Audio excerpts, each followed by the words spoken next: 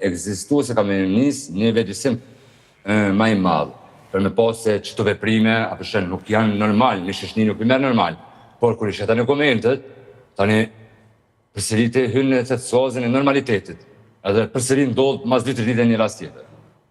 Okej, Vullnet, këthejmë pas pak të ti, tani dua që naturisht kalej me zëdhënësin e policisë për rajonin e Prizrenit, Zoti Bytyqi, i cili tashmë është në fakt në këtë lidhje drejt për drejt. Zoti Bytyqi, faleminderit shumë për gatishmërinë tuaj që t'jeni live në këtë program. Çfarë ndodhi në Prizren? Përshëndetje të gjithëve. Naturisht, ju keni pasur komunikim edhe me gazetarë të tjerë, me portalin Klan-Kosova.tv, mund ta kemi raportin e plot për këtë ngjarje të rëndë.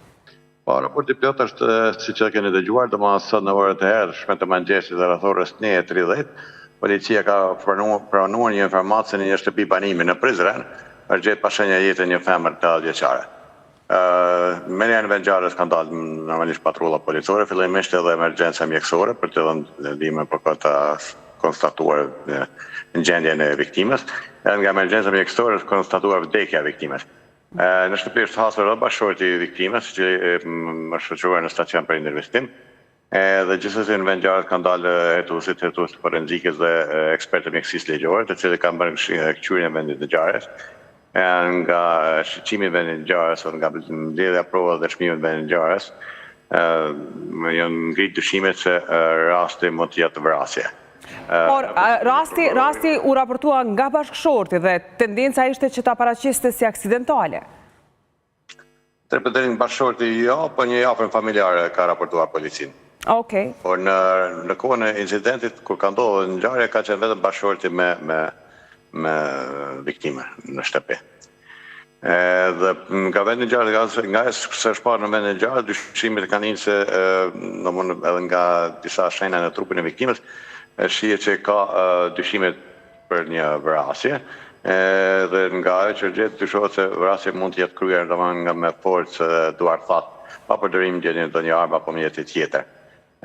Trupi pa jetë pastaj me urdhë të prokurorit është dërguar në Institutin e Mjekësisë Ligjore në Prishtinë për ekzaminim mjekësor, ndërsa i dyshuar bashkëshorti i viktimës, një mashkull 18 vjeçar, pas intervistimit në prezencë të avokatit mbrojtës, është ndaluar me vendim të prokurorit për 48 orë. Ashtu si që e përmenda më herët, ka çifti i dyshuar dhe viktima kanë qenë vetëm në shtëpi në rastin e incidentit, edhe në bazë të evidencave të policisë që kemi ne deri më tani, çifti nuk ka pas në rast më hershëm të dhunët familjar apo në kanosit të raportuar më herët. Ndërtimet normal me udhëzimin të prokurorit, me autoritetin e prokurorit po vazhdojnë, me qëllim që të përcaktohet motive dhe rrethanat e plota si ka deri te rasti. Faleminderit shumë Zoti Bytyqi që ishit sot në këtë transmetim të drejt për drejt. Suksese me punën në Policinë e Kosovës. Çdo të mirë, kalofshi. Faleminderit shumë. Unë dua që natyrisht edhe një herë të shpreh ngushëllime që të gjithë neve, sepse në fakt këto tragjedi po na prekin që të gjithëve, janë bërë problem edhe joni.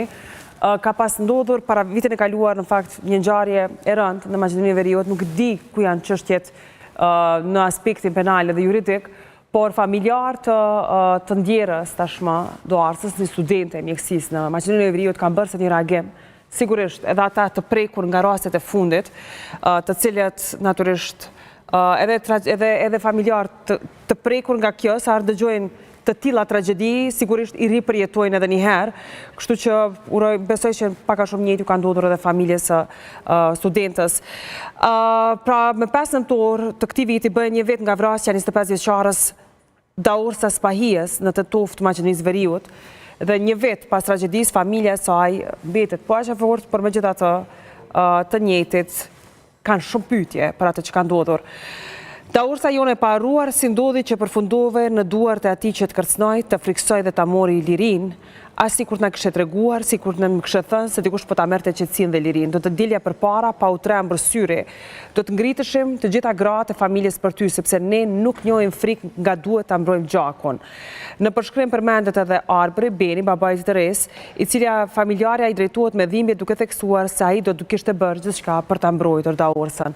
Kjo le të jetë mbase një thirrje, një apel për gjithë ata që mund të përjetojnë dhunë të ngjajshme, në këtë rast për gratë, dhe të njëjtat tu tregojnë familjarëve të tyre e për më tepër institucioneve. Vullnet, një përmbyllje të këtij bloku duhet ta dëgjoj nga ti, nga Doruntina, sepse po e mbyllëm me kaq. që përsëri po kthehemi te çaja, nëse të kom pas përsëri këtë dilemën,